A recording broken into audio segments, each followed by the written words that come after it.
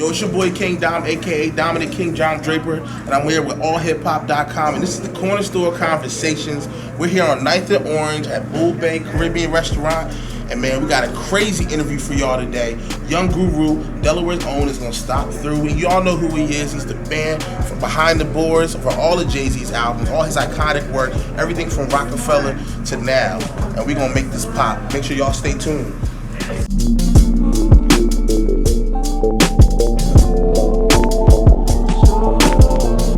Stay a while longer, sweet tongue of fire and feather, the air so warm past. Waiting for you here, ready to sing on the electric blanket. It's so warm, I could be.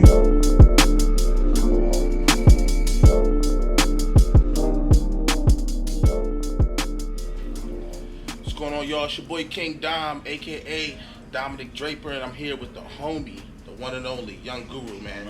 Thank you for coming out here today, brother. Good to be home, man. Yeah, it's good to have you here, man. It's been a long time. I know we've been texting back and forth. Yeah, absolutely. But now I know why you was mad busy. Yeah, always. You're always busy, always moving. So, man, let's really just get into, like, you being Young Guru. Now, the Wall Street Journal called you one of the most influential people that you never heard of. 2015 in rap, period, and one of the top engineers in rap. How did that feel? Just thinking, when you think of most influential people. Yeah, I don't really like all the titles and accolades and all that. You know what I mean? That's just what I do. Like, so for them to put that in there, I thought it was dope. You know what I mean? But if it's an inspiration to the kids, if it's I like the sweater I had on because I had a Never So Dope sweatshirt on. So that's like a positive message I was trying to send out. But, you know, I just work, man. So many other people that have put in positive work. So it's like for them to say that, it's cool. But, you know, I never carry myself with a big head or nothing like that. So, you know, I appreciate it is the best way for me to put it. Now, I saw, though, you said, when you mentioned Never So Dope, that's like a kid from Atlanta, right? Yeah. I just thought the message was positive. You know what I mean? So many people, like, if that's your story, if that's really what you did and you changed your life or whatever, you know what I'm saying? More power to it. But people need that. Yeah, people need that message too. Like, I was always about the what's the hustle that I could do that's a legal hustle. So it don't matter what it was, like from lifeguarding to, you know, newspapers to anything you could do that was legal. That's what I was about. So it was like, I'm proud to say that, and I think more than anything, the kids need that example. Word. Now, you know, before we go any further, I just want to say, rest in peace, Combat Jack. Absolutely. I was listening to the interview you did with him, man. If you can just give a couple words on what Combat Jack meant to the whole hip hop world. So for me, this is very personal. I went to Howard University, and we'll probably get to that later. But Combat Jack, Reggie Osei, and Ed Woods were two of the people that I watched when I was in school. Like, you know, everybody wanted to be in the entertainment industry, but they were the example of two brothers that started together, started a firm together, started representing just everybody. They were all of our initial lawyer. Like when you first started in the game, and it wasn't many. You went to your man like, hey, somebody might buy this beat from me. I need a lawyer. You know, this is who you went to. My people's the Reaps. Like, these were their first lawyers. Tracy Lee, all of these people. Ed Woods was a part of our Howard community. So it was a big loss, more than just I know Reggie Osei, you know, more than Combat Jack. Right. So it was just a huge loss, man. It was like a brother from the culture that was about it. You know, and later in his life we got to see the other side of it, where he starts a podcast that became popular. But it was like it affected all of us, down to, you know, him giving jobs to some of my friends. Like Ben Amin went to school with me, the guy that was DJing on the show. My good brother Just Blaze became part of the show. So it was like, it was just a heavy loss, a heavy week, man, because we lost both of them. It was like weird to me to see that his last post was him talking about Ed Woods, and when Ed Woods passed, and then 3 days later we lose him. It was just a bad week, man. Wow. Yeah. So let's take it back, man. Like, you from Delaware? I'm from 39th Street, man. 39th Street. 39th Street, 39th in Washington to be exact. Word. So growing up, what was your first memories of getting into music? First memories of getting into music. I know you talked about your family a little bit. It was into the gospel. My mother was big in the gospel. My father was big in the funk and jazz and everything else. But my first memories of music was I had partners. My man DJ Monte was like the initial person, that was the first person around me that had turntables that was my age. You know, my older cousin ran with Jay, Joey, two of the guys, and Shant Money. They was on Project X back in the day. Shant was big in the neighborhood, you know, in terms of like scratching. Right. And just most of the people from like North Side was just so many good DJs was came out of there. So that's who my influences was, but it was more of that power that I felt when I was behind the turntables. So Right. you got to remember, I asked my father this, like, I did parties in the park when I was like 13 years old. Which part? We used to do them down Prices. We used to do them in the middle of that little park area. When you get past Rations, they used to have a couple there. So what would happen is John Sheehy was the head of City Park and Rec back then. So that was my dad's best friend.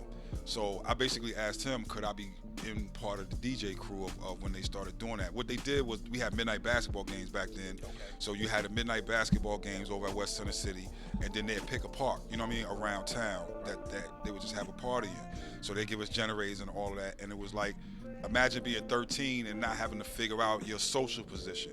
So I was always behind the rope. Since I was going out, I was behind the rope. You know what I mean? People would just ask me to do parties. I went to Hamby, and I remember how good it felt to have somebody walk up to me in the lunchroom and be like, yo, can you do my party? You know, How old was you? like this was 12, 13 years old. DJing parties. Yeah, it was a whole crew of us. So me and Monte was like the people that would get together and say, hey, you got one amp, I got another amp. You got these speakers, I got these speakers. Let's put it all together. We would have turntables, and we'd just travel around. But that was my first sort of getting my feet wet with playing music and just being out and people recognizing me for being a DJ. And again, it was like I didn't have to be a D-boy. I didn't have to, like, you know, I was the DJ and basketball playing dude. And that's all it was. And it was like that was super important to me because I started figuring out how to play music for other people and not just the music that I liked or the music that my friends liked. It was like that power of putting on records. Now, I know you talked about your cousin was one of the main people that kept you out of the streets. He was a real street cat, you know what I mean? He came down from New Jersey. Same classic story, getting in trouble in New Jersey. Right. They send you to your family in Delaware. Right. They call that going down south, right? Right. From New Jersey. They think it's totally different. Man. Across the line. And he was just down here ripping and running, but he wouldn't let me get into nothing. You know, if I was in the park and they was doing something, he would just never let me get into nothing. Between that and then my mother taught special ed. So most of the like gangsters, most of the problem kids, most of the people that was running this city on the street, my mother taught them. Like, you know, Peebo was like my mother's student. So like walking around town, like Peebo had my back. That's Miss Keaton's son. Leave him alone. You know, like that sort of thing. So it was more the cats in the street, like hanging out at Matson Run as a kid. All the people that was older at Matson Run took care of us. This is when your OGs like really took care of you. Right. So they knew you wasn't really built for that. Yeah. Even if you was, they was trying to keep you away from it. Cause this was real gangsters. This wasn't the fake. This was before the like little hip hop twist got into the and made being a gangster fake. Like this was. That's what's funny you said that because I think hip hop is a reflection of what's going on in the street. Right. It is. So like the 90s, 80s, you had people with messages that were talking about I'm selling dope, but I'm not glorifying dope. Right. And it kind of flips. And you had a separation or a difference where it was like the dope boys was the dope boys and the hip hop was the entertainment. And then at certain points it sort of meshed. Right. You know what I mean? Because the dope boys wanted to be rappers and the rappers wanted to be dope boys. And they had the money to be rappers. Yeah, exactly. Right. Or at least give the appearance of it. Yeah. Right. Now it's funny you mentioned your mom being a special education teacher. You got a lot of teaching in your blood too. Yeah, absolutely. That's where I get it from. I heard you. Is it true that you got your name from teaching classes? At People's Settlement. Back in the day, I was doing this little program at People's Settlement. I had really got in trouble for stealing some Tommy Hilfigers out of the mall, right? And that's how it started. Was at Concord Mall. It was either Concord or Christiana. I'm trying to remember which one. But they had the Tommies right next to the door in Strawbridge and Clover. Okay. So I was just trying, try my luck or whatever, and I got caught. So then I went in. The judge was like, "Don't you play basketball, Salesian?" Like he knew me.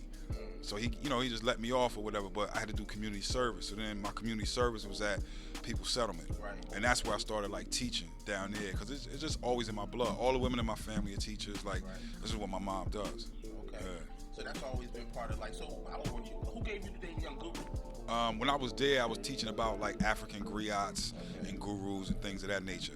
So then I was like 14 when I was doing that. Yeah, like 4. But we was teaching younger kids. So it was like I was the kid that I didn't really care what nobody thought about me. Like to me back then it was hot to have knowledge of self and to build with the gods. And like, I was the guy that was on Market Street when we was walking down Market Street. Like, I have a 40 in my hand, but I also have a book. And I wasn't ashamed of that. You know what I mean? I would be outside with my friends reading. I'd be in front of GMP waiting for my steak reading. Like, that was just what I did. And it was just, it was a thing back then to, if you knew something, this was the emergence of us walking around with African medallions and just getting into your history. Before everybody was cool to put stay woke. Yeah, it was, you know, that stay woke thing is you know, you got, it is what it is. I don't really like that word woke, but it was just like, I come from that. I come from a family of people that read, and my aunt was just huge into like empowerment and just knowledge of self. And then the images that you would see around my house wasn't just the averages, you know, the average like Martin Luther King, Malcolm X. Like, my mother would have everybody hanging on the wall. Absolutely, just people that was influential. whoever it was. You think that's what's missing now? Like, because definitely when you look at hip hop now, man, you just got, when you have that mixed with the internet, how quick everything is. Do you think so many rappers now just like don't have knowledge of self? Because that's like one of the 5 pillars that people miss. It is to a degree, but you gotta remember the gods was popping back then. You know, Islamic Hebrews had a spot right there on Market. It was just so much information, and it was like in the zeitgeist of what was going on. It was just like, you got to remember, everybody was into like, get this knowledge of yourself. And I used to go down to Hanif's bookstore all the time and just hang out there with Hanif, and he would teach me stuff. It was just that was my normal day of coming home, you know. So that was just always around. It was normal for me back then to just read a lot. And I think Mo said it best, like, access is instant, so it's like the treachery is commonplace now. So it's like you got access to everything, but yet you on there watching just the dumbest thing over and over and over again. Nonsense. Yeah, and you got the world's information there. So it's like, you know, it's what people are attracted to and what you feel your head and your time with. So fast forward to you teaching at 14. You teach college classes now, don't you? Yeah. I have an artist in residency at USC. I'm not doing it this semester because I was on tour for a minute, but that's really my thing too. Is like now trying to teach my craft to a younger generation of people. So I have a feeling you get more fulfillment out of that than you. I do. I say it all the time. I get just as much from my students as they get from me. Like, I'm teaching them, but they also teach me. Like, I'm in tune with what's going on and how young people feel. And sometimes you get these, I don't know, you get reports, you know, all the kids got ADD. That's not really true. You know, like, you got to just be engaged and be involved. But I think a lot of people expect the youth to be the way that they were when they were that age, and the time is completely different. Right. So you got to get in touch and in tune and figure out what it feel like to go to high school with social media or college with social media. Like, we didn't have that. Right. Or being in this time of, is it the best thing for this kid to go to college? And that's a real question, when it's like, okay, if I'm going to specifically do this skill, how come I can't just look up how to do this particular skill? Right. A lot of my friends, where some people were like, oh, okay, well, you're going to a college prep high school, and a lot of my friends went to Howard High School. And people would look down on that. And I'm like, no, don't look down. They learning the skill. So my friends that went to Howard, they came out and became electricians and plumbers and all these other things that like have been in their jobs now for 20, 30 years. So, you know, it's a big thing for me, just educating yourself. Yeah. Cool. I had to ask you, man, coming up in the Delaware scene, what was your first recollection of like a Delaware music scene? You know what I mean? Because we don't have a huge scene, you know, because we're Delaware, but we're growing. But I know being back then, you already named some of the people like Project X. Yeah, Project X was a big thing. That was a big thing to me. Back then, DJing was like, we didn't necessarily have clubs back then. I don't remember really in high school doing a club until I was going to like colleges to do certain things. I never did that. I was in people's basements and house parties. House parties was big back then. I even said it to my son. I was like, y'all missed that era, because I don't think I would let complete strangers into my house at this point. Like, 50, my mom let like literally 50 to 75 teenagers in her crib. People she don't know, and I was like, I would never do that with my kids. But people have respect. Yeah. So we used to, house parties was a big thing. I would drive all around from here to Newcastle, all the way down to Lower Delaware. You know, once the word got out, we would do a lot of those. Then as you got older, I would say like my junior, senior year in high school, I started doing a lot of colleges. So it was like Delaware State, Cheney, you know, University of Delaware for the frats and for the sororities. because we had the equipment as well as the turntables and the music. So even if we weren't DJing the party all the time, people came to us to rent sound systems. So that was my first recollection of like the scene. But then Project X was big because it was people that I knew. The only person I didn't really know like that was Grand G. And it was like Grand G being sort of like almost the architect of that whole thing. But like in terms of Jay, Joey, Shant, those were my people. That's who I was connected to, was the DJ. So it was just weird, or in a good way, to see them actually on an album cover.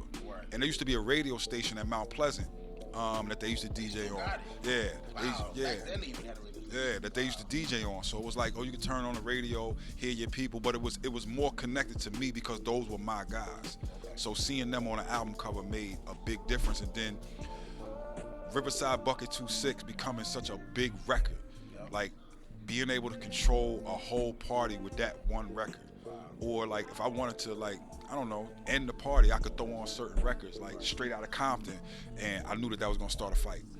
And it was like, okay, I want to end the party. You know, but just seeing that control thing let me understand like how music was set. But it's always better when it comes from, you know, home.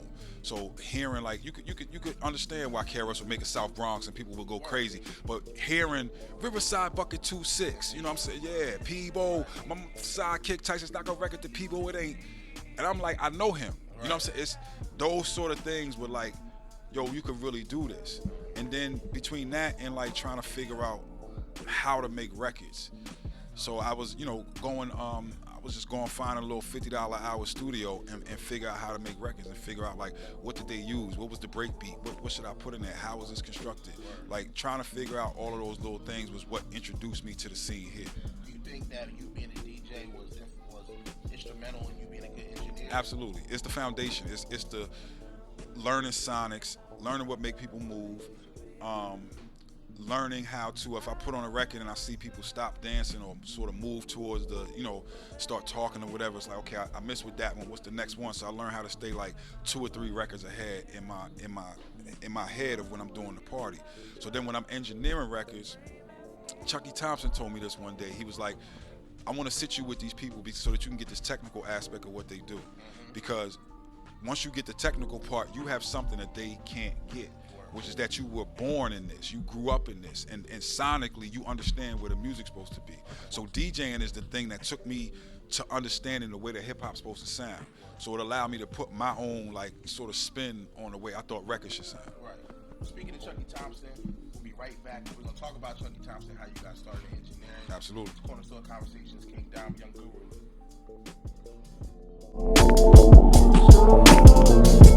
Stay a while longer, sweet